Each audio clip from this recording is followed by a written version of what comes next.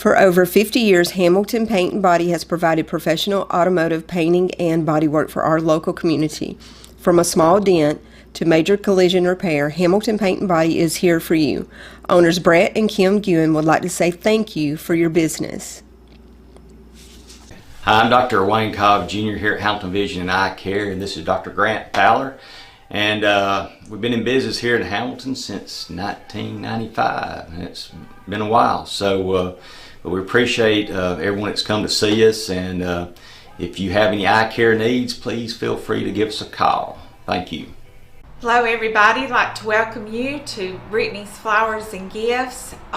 We appreciate all the business. We'd like to encourage you to come by and get a fresh bouquet, a gift. And once again, we thank you for all your business here at Brittany's Florist, 921-0774. Taco Loco is a Mexican restaurant with a Tex-Mex twist, formerly Fajita Grill, now under new ownership. Come join us for great food in a great atmosphere. We also deliver in a 5-mile radius. Call us today at 205-921-6700. Northwest Alabama Heating and Cooling, blowing away our competition.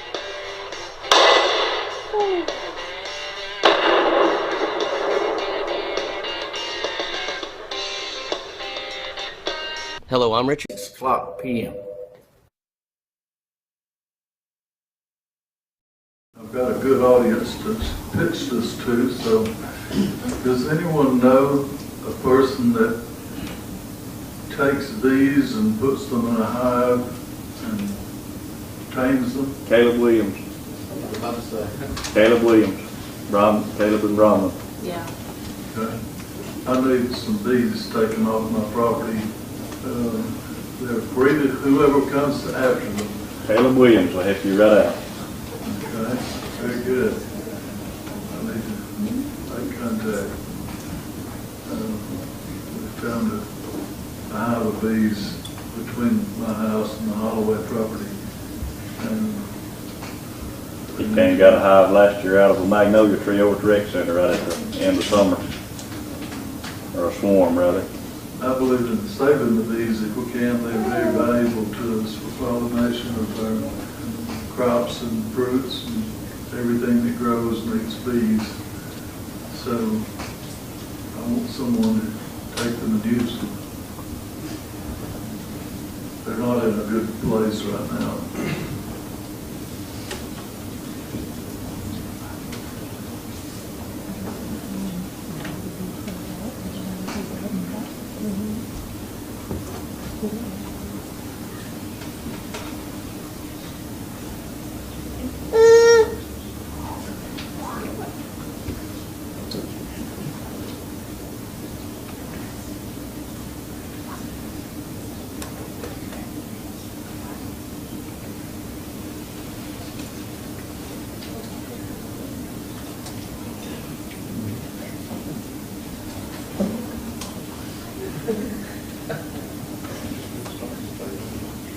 I've told him to contact you tomorrow. Thank you very much. I knew in this audience somebody would know a beekeeper. There's a redneck in every crowd. An unusual request, but I need it to be done. It'll do someone some good. I love hunting, but I don't know how to rob bees. They sting me every time.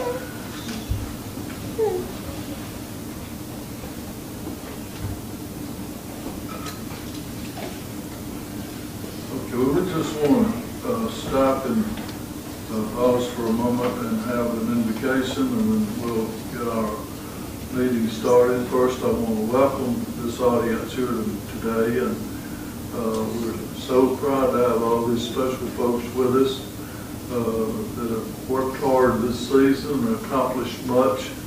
We want to give you some recognition tonight, public recognition, and let you know that City Hall is very much behind all you young athletes.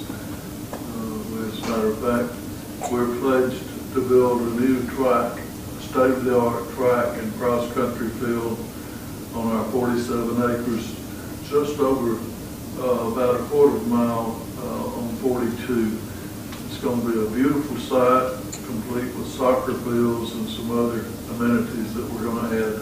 Hopefully, and this is in a planning stage, we know we're going to do the track and the cross-country running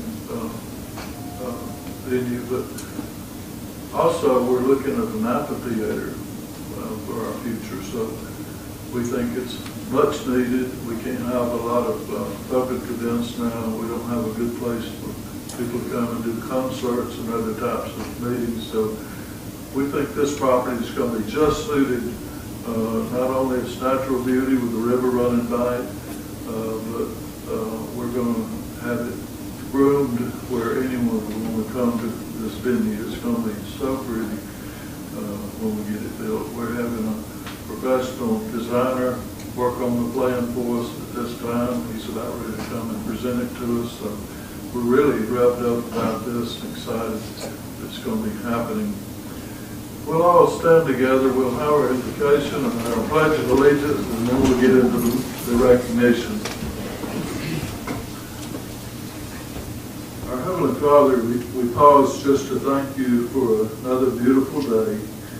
Thank you for life itself, Lord, that you give us graciously.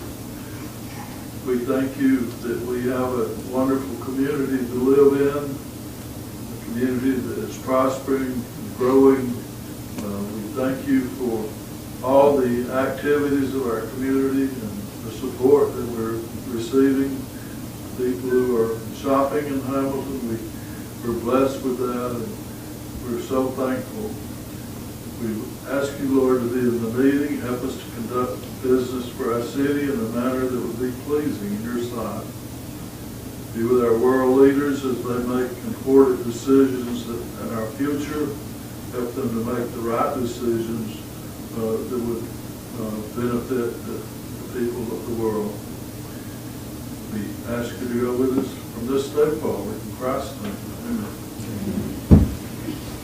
I pledge allegiance to the flag of the United States of America and to the republic for which it stands, one nation, under God, indivisible, with liberty and justice for all. Thank you. You may be seated.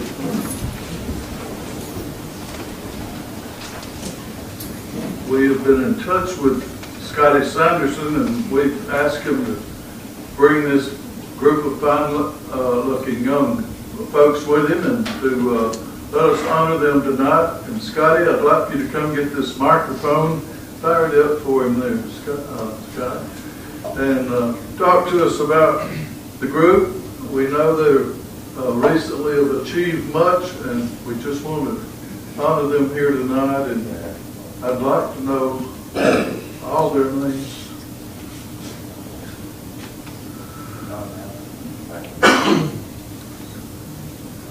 Can you talk loud, Scotty? I can talk loud. Okay.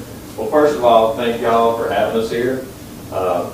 First off, from the track team, boys and girls team, thank y'all for the purchase of the hurdles that y'all made.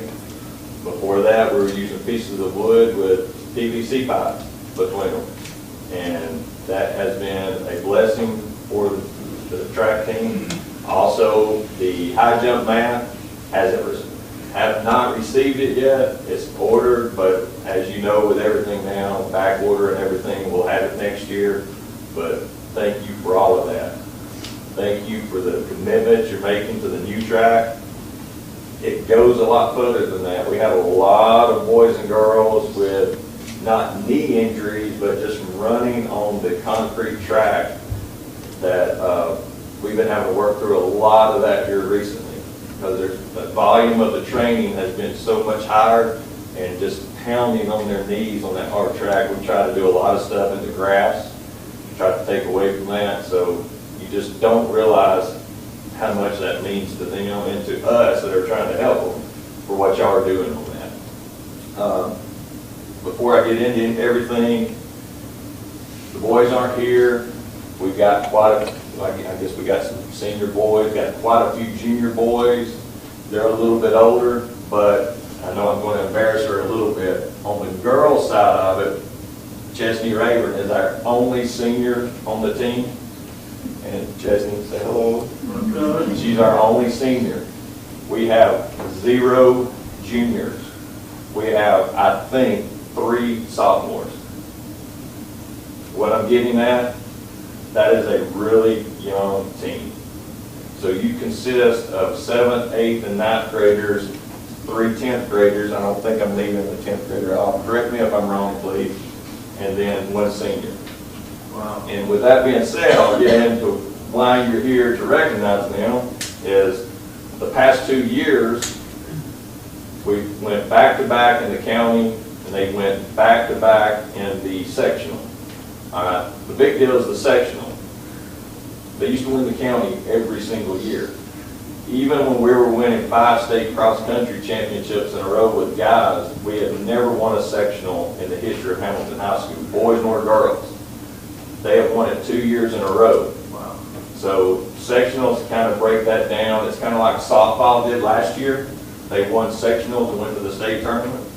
Winning sectionals kind of like that, but in track, now you still have to qualify individually to go to state. But it's a big deal to win sectionals as a team. So, you know, to be as young as they are, they have accomplished a lot already, and a lot more hopefully to come. Passed out y'all's sheet, you can look along with us on that. They participated in 7 events this year. They placed first in all but 2. And the 2 that they didn't was the first meet of the season, and I don't think we had everyone there. The second one that they didn't, we did not take a full team to that one. So the 5 meets that we went to that we took it in full team, they won all 5 of those meets. They were awarded MVP in 4. What they have is you can participate in 4 events, and the most points you can score individually in an event is 10 points. So they usually have an MVP of the meet. So if you score 40 points, that is the maximum you can score individually. And out of those events that we went to that they awarded an MVP, we had 4 MVP holders. Mentioned earlier, Marion County and 4A Section 3 champs back-to-back. We had quite a few new school records set this year. The 100-meter dash, Kira Casey.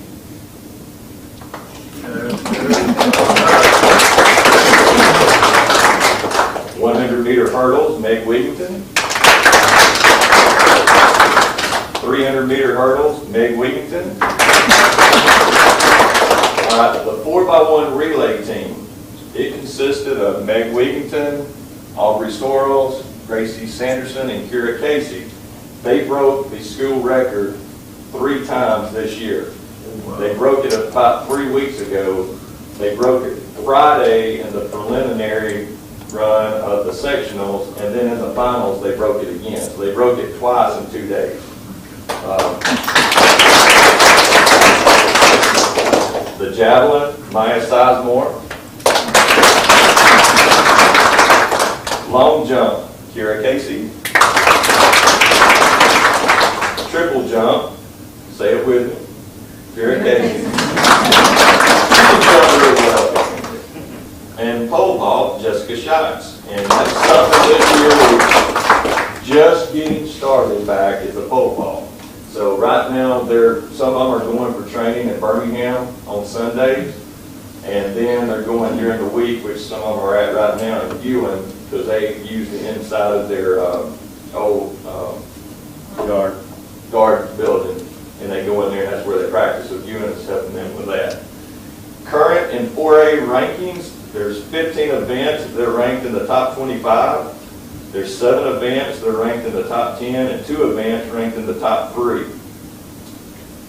And we will be participating in 12 events at the state track meet this weekend, with many of them having multiple athletes in the same event. So we might have, 2 or 3 in the 300-meter hurdles or the 100-meter dash. On the boys' side, they were runner-up in the county last year and this year. They finished 3rd at sectionals this year. They have 6 events where they're ranked in the top 25 in 4A, 4 events ranked in the top 10 of 4A, and they qualified in 9 events at the state track meet with multiple athletes in the same events. Real quickly, they've set a few school records this year. The 4x1 relay team consisted of Dylan Seagraves, Keandre Ford, Thomas Angel, and Bryant Loving. Dawson Taylor broke his own 110-meter hurdle school record. And then we had two to set the pole vault record this past weekend, which was Ian Cole and Jake Webb. So with that being said, y'all, like I said, I've said it before, thank y'all very much for the hurdles that you supplied them, and just in the future what you're looking at doing for these kids. This is a small segment. Brian, how many we got total boys and girls out? Probably 60 if everybody was 55 to 60. 50 to 60 some odd, kids out for track. I've had kids come up to me just today. I want to do track next year. I want to try this. I said, come out next year. I said, that's how most of these got started, is coming out and trying. And they're still with us. So anything any of y'all want to say? I know you girls are just itching to say something right now. No one. These girls, go ahead, Mike. Who was you going to say something? I was shocked. I thought these girls work hard. Have any of y'all went by and seen them out there? And they were jumping over PVC pipe between two befores, and he wasn't joking. And but then we're thankful for the track we got. Of course, I'm over there working regular with it. But thank y'all for what you're doing. You've got a group of rec kids. We started a rec program this year, and we went Saturday and competed and did very well. So that track you're talking about, those hurdles you're talking about, and what these girls are doing, and y'all recognizing them, and these little bitty ones are seeing that, and they're going to want to do it, and they're going to have something to do it on. So thank y'all. I mean, that's, Scotty can't say it enough. Thank y'all for not saying it's been forgot about, but track is, we've got a booster club this year. It's never had a booster club as far as we know. So there's folks supporting it, and there's folks besides y'all supporting it, and we thank them. We can't advertise for them right now because we ain't got nothing to advertise for long. But thank y'all for what you're doing, and the rec program, I promise you're fixing to see some benefit out of that. We had a lot of success Saturday. Some of these kids were there, and I think they had fun, and I enjoyed working with them and these big ones. But thank y'all.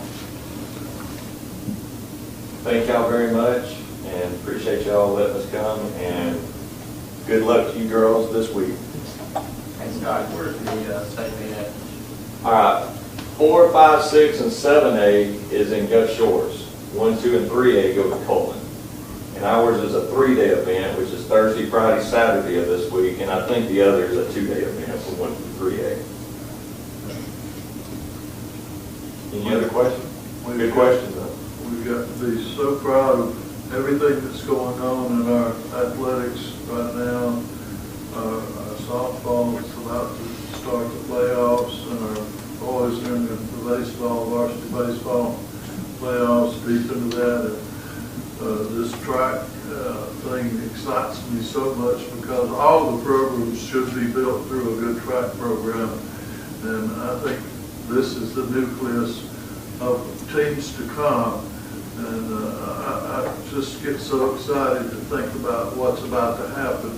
And we're sorry it's been that long getting a decent track for these children in Marion County to use, and having to borrow a track just really grates on me. It hurts me deeply that we haven't had a track for our students and for other students in the county system to use, and having to borrow a track gets my brain, I'll tell you. And it's going to change, and it's going to change quickly. It's not down the road, it's about to happen. Hold me to it. I want you to. Well, thank y'all. Thank y'all. Y'all are welcome to stay for the meeting. If you don't want to stay for the meeting, you can go.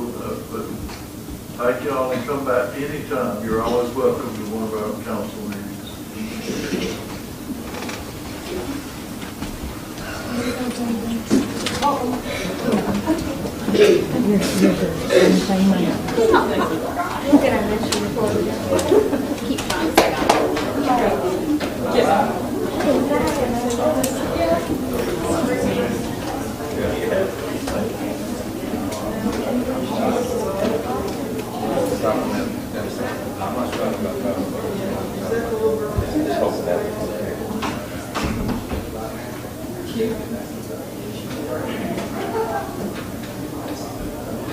When a mayor gets a letter in an envelope like this, there's a secret inside. He doesn't know what to expect. And usually you say, oh no, I'm just not going to open this, I'm going to wait. But I opened it that morning when I received it. This letter is from Wayne Treble, El Dorado, Arkansas, and it reads, I was on a tour bus en route to South Carolina and stopped at your local Love's truck stop. I tripped on the curb, and within minutes the EMTs and ambulance came to my rescue. I was transported to North Mississippi Medical Center for a CAT scan and stitches. The tour bus went on to Birmingham, and we were left behind, stranded. Andrea Lucas, emergency room nurse, came to our rescue. She called several people trying to get us a ride to the hotel. Finally called 911 operator and told the individual our circumstance. That individual called Wade Hollis, who volunteered to take us to Birmingham.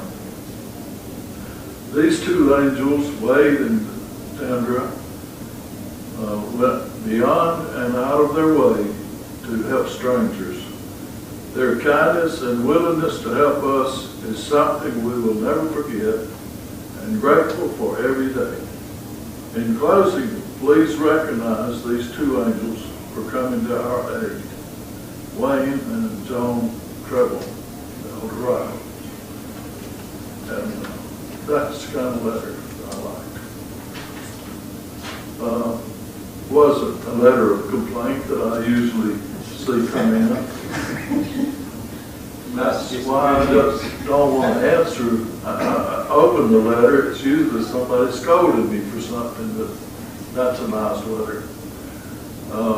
Couple of public service announcements I'd like to get out tonight as we stream our program and play it back maybe a time or two.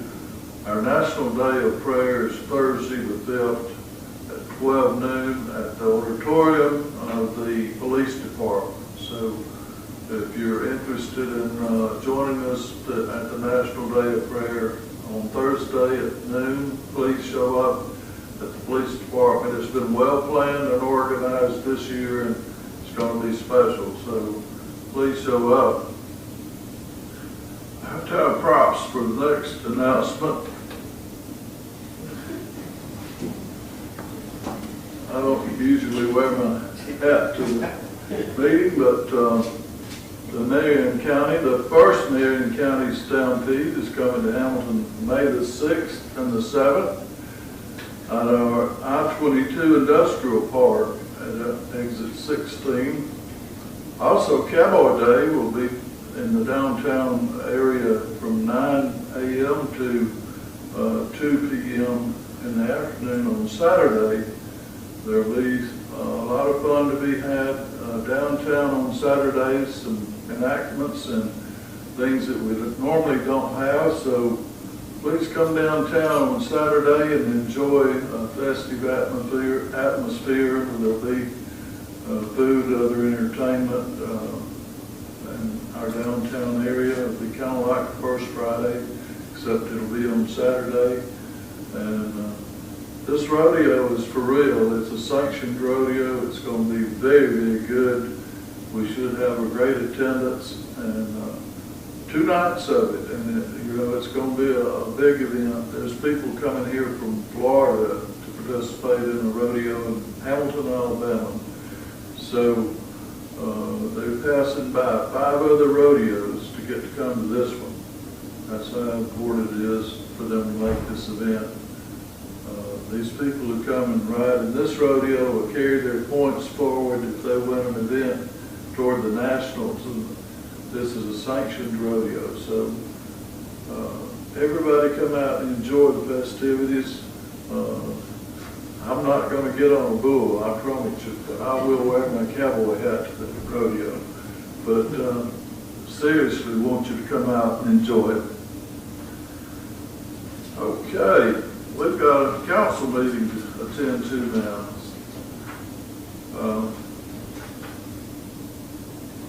The first item of business tonight is we'll need approval of our minutes. I recommend that we approve the minutes of the April 18th, 2022 council meeting, and we need a motion for that. I make a motion. Ross made the motion. We'll need a second. Matt made a second. All those in favor of approving those minutes? Thank you. Item 2 is a recommendation to approve our accounts payable bills for April 2022. Do we have a motion on that? Second. Scott Ross made the motion, Ross seconded. All in favor of paying our current bills? Okay, thank you. We have a line of credit that has matured, and I recommend to renew the commercial line of credit that we have with the First National Bank. I cannot vote on this matter. I sit on that board, of course, and I'll be abstaining, but I'll just introduce it and you guys can take care of the action on it. This line of credit is for $900,000. The line's used only when we have city projects that involve grants that we have to pay the payments and then get reimbursements. Those allowed to sign the renewal of this note are our Mayor Pro Tem, Wade Williams, our City Clerk, Angela Owen, and our Accounts Payable Payroll Clerk, Amy Nix. Those will be the three folks executing this line if we vote to renew it. So with that, I'll let you call for the motion. Okay. At this time, we have a motion for that approval. Ross made a motion. Is there a second? I'll second. Matt made a second. Any discussion? All in favor, say aye. I'll abstain. And one abstain. Item 4 is announcing the hiring of some new employees. There's several of these, and I'll start with item 4. We're announcing the hiring of Trey Heron as our new wastewater operator trainee for the Hamilton Water Department. That's at our wastewater treatment plant. And we recommend to start Trey at an entry pay level of $17.41 per hour for this position. We need a motion on that. I make. Have a motion, need a second? I'll second. A second. All those in favor? Thank you. The item 6 is the announcement of certified police officer Tony Jones will be a rehire for the Hamilton Police Department. He left us for a few weeks, decided he wants to come back. We've still got a slot open, so he was rehired, and I'd recommend that we start Tony's pay at $18.81, which is below what he was being paid before he left us. Ross made the motion, we need a second. Matt made a second. All those in favor? Okay. Item 8 would be the announcement of Crystal Johnson. She's going to be hired as our new receptionist, court clerk, at which she'll get certification for that position for the city of Hamilton. And I recommend that we pay Crystal an entry-level pay of $14.83 per hour until she gets her other credentials. Okay, we got a motion? I'll second. Matt second. All in favor? Okay. Good. Congratulations. Glad to have you with us, Chris. We'll announce the hiring of Tayton Palmer as a CPAT certified firefighter cadet. He'll have to go through the academy for his certification. We'd recommend to start Tayton Palmer's pay at $16.22 per hour for this firefighter position. Got a motion, need a second? I'll second. Second, Scott Robinson. All in favor? Thank you. Tayton has been a member of our department for a while now, in a volunteer position, but he'll be becoming a certified firefighter. I've already heard reports that he is a good firefighter already, but he needs this official training. Talked with the chief a couple of times concerning Tayton, and we think he'll be a nice addition to our department. The next item will need to declare, and this is on recommendation, we'll declare 2 garbage trucks as no longer usable by the city of Hamilton, and allow these vehicles to be sold on Gov Deals. These vehicles are as follows: 1999 International 4900, last 4 VIN numbers 8674, and a 2007 Freightliner, last 4 serials are 4943. Mike, you haven't placed these, but if we've certified it, we want to place them, you'll place them immediately, is that correct? That's right. And I believe we will have, we've got a minimum bid on those, maybe we're going to do a minimum bid. Okay. With that recommendation, we need a motion and a second to declare these to go on Gov Deals. I'll make that. Ross made a motion, we need a second. Second. A second from Scott. All those in favor, please raise your hand. Thank you. Mike, before we go to the next, you were right to have any other equipment that might need to be sold eventually or auctioned off? We've got some trucks down there that are vehicles too that we either need to sell the scrap metal or the ones that are down there now pretty much are. I know, There's several things down there, but the other day, dumps and stuff, there was several there that we did sell for junk and get rid of them, so not working. got several impound cars down there that's been there for years. Probably 12, 15 cars down there and SUVs and there's some. We'll do a little research and see how we might be able to list those somehow and get them off of our property. I think some of them have to be, I really don't know the procedure. Some of them are police. Some have to be released by the courts. That kind of stuff. Some of them would have to be freed from the court. Right. That maybe has some tied up. Okay. Let's do some research on that and see if we can get some of those ready to move. And we're out here tonight to have Casey Kidd with Nava Retail with us, and Casey has come a long ways to make a presentation to us tonight. And sorry, our PA system's No, I'll talk loud, no worries. all right, we're going to give the floor to you, Casey, for your remarks, and if you have questions of this council or myself, then we'll try to answer any questions you might pose here tonight. Absolutely. So we just wrapped up the feasibility study for a hotel that we were working on. We partnered with a longtime partner, a good friend of mine, Jay Patel, to work on that. He's been in the industry, I think, nearly 20 years, and so he's a wealth of knowledge, and we like working with him, especially on hotel projects.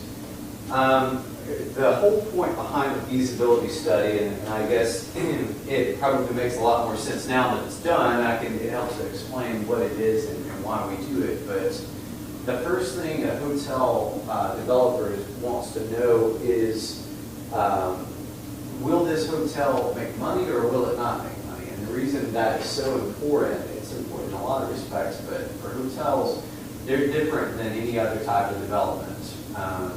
It's just vastly different. One, everything else goes off monthly rents. Hotels are daily rents because effectively you're renting out a room each day. And that makes things a little bit harder to track financially of, whether or not it's a viable property or not. So that's one complexity to it. The other thing is there's really not a second use for a hotel property.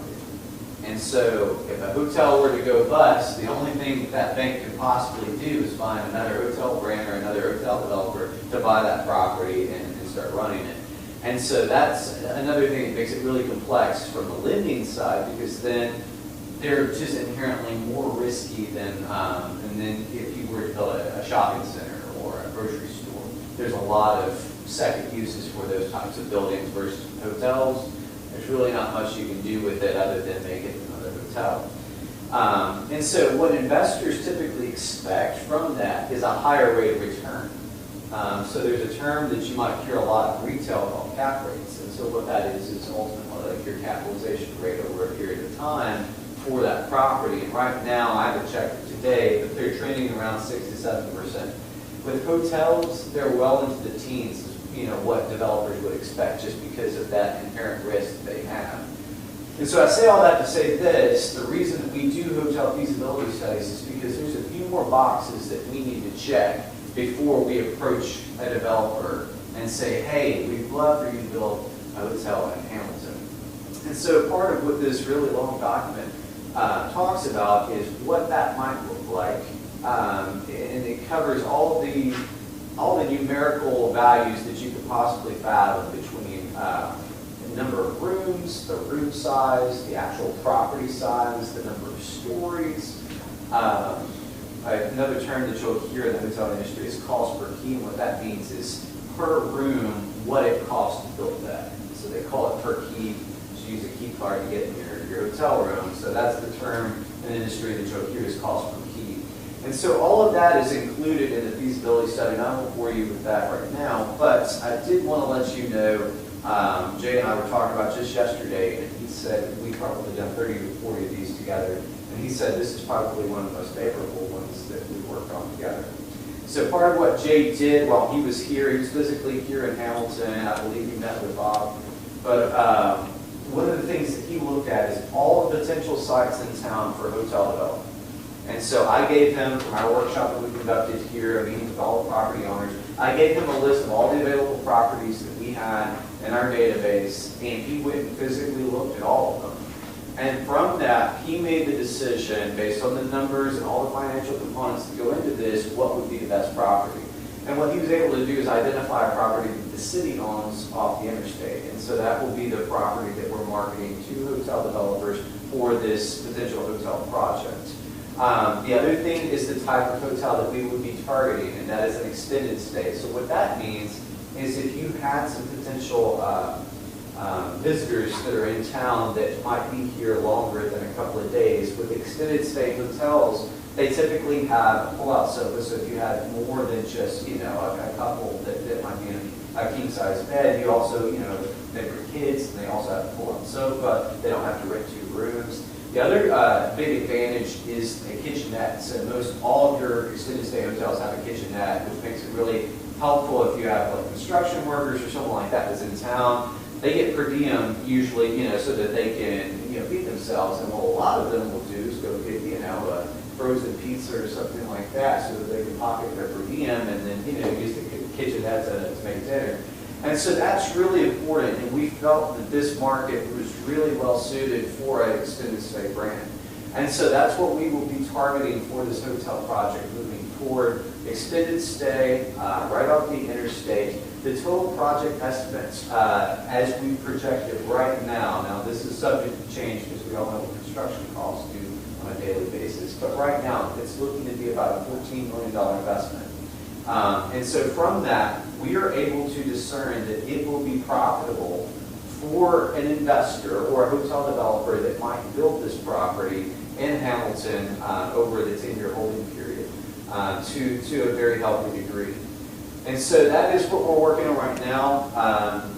We will be putting this in front of many, many people that we, of course, we've been waiting for it to be completed, but now that it is complete, we'll be putting it in front of many hotel developers, as well as going to Vegas in the 21st to the 25th. We'll have pretty much our entire staff in Vegas at the ICSC trade show out there.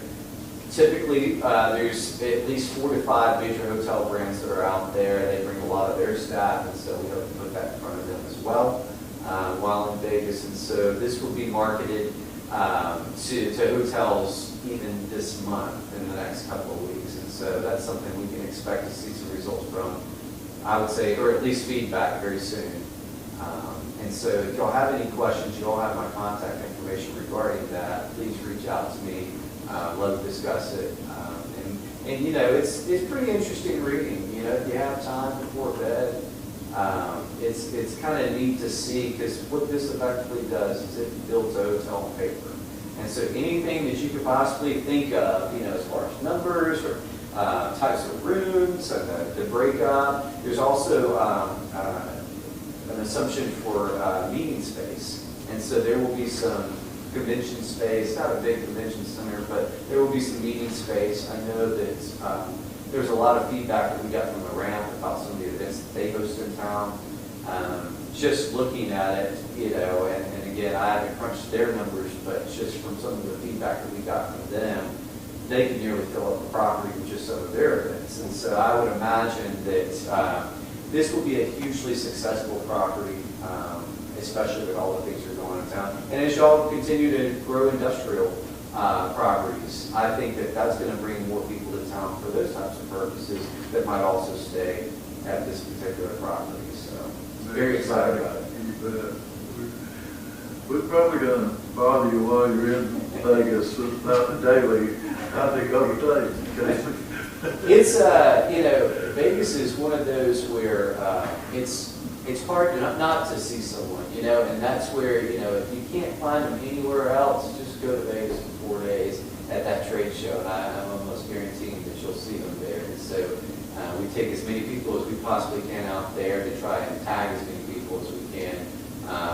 I know in 2019, this will be the first big Vegas show that they've had since COVID, but in 2019, there was about 40,000 people there, and we made ourselves over 500 contacts. And so that's a stack of business cards about like that, just from our small group, comparatively speaking. And so we expect to do the same this year. We think a lot of people with, realizing mask mandates and things like that it will be a very successful event for us. Any questions? That kind of covers the hotel subject, and we're proud that the feasibility study showed our need. We're still kind of looking to have a little more retail move here. We got a good deal of trade happening in Hamilton now, but we'd like to see another couple of stores maybe, or sit-down restaurant. We're looking for that to ride, and we're just a little anxious. Not to beat a dead horse, but that's something to consider with the hotel project, is that there's a very good chance. I know a lot of these hotel developers, they also franchise restaurants. Some friends of mine that are hotel developers, I've got some that do Perkins, which is a breakfast type place. There's another one that does Buffalo Wild Wings. And so there's plenty of types of sit-down restaurants that typically follow hotels. And so that's where this might be a kind of a multi-part deal, but I think you might see some results, not with just the hotel, but also on the restaurant front, just having this type of amenity in town. And so that's something we're definitely considering, and we'll definitely be chasing alongside this as we talk to some of these hotel developers. And if it works out, like I said, some of these hotel developers themselves have the franchise rights. And so that means that if they have the rights to build Buffalo Wild Wings or whatever the restaurant is, that may potentially be just a one-stop shop for them. So, once they have the site and the land and all that under control, then they might be working on the two simultaneously. I'm not saying that any of that is currently happening, but it's a very real possibility. I've seen it happen many times before, and certainly makes it easier on us when we can land two businesses with, talking to one person. Any other questions for Casey? Absolutely. We believe in you. We go. We want you I'm going to to bring back a fish. sell Hamilton as hard as you can. Thank you for coming tonight. Thank y'all for having me. The results of our study. We'll be in touch, okay? I'll be in touch with y'all. As soon as we get back, I will follow back up and let y'all know kind of who all we talked to and what that looks like going forward. Any further business tonight to come before our council? Any comments, Crystal? No, I'm still blessed, thank you. Glad to have you with us. If there's no further business, we would ask for a motion for adjournment. I'll make a motion. House made a motion. Last second, all those in favor? Thank you. Appreciate everybody coming out tonight.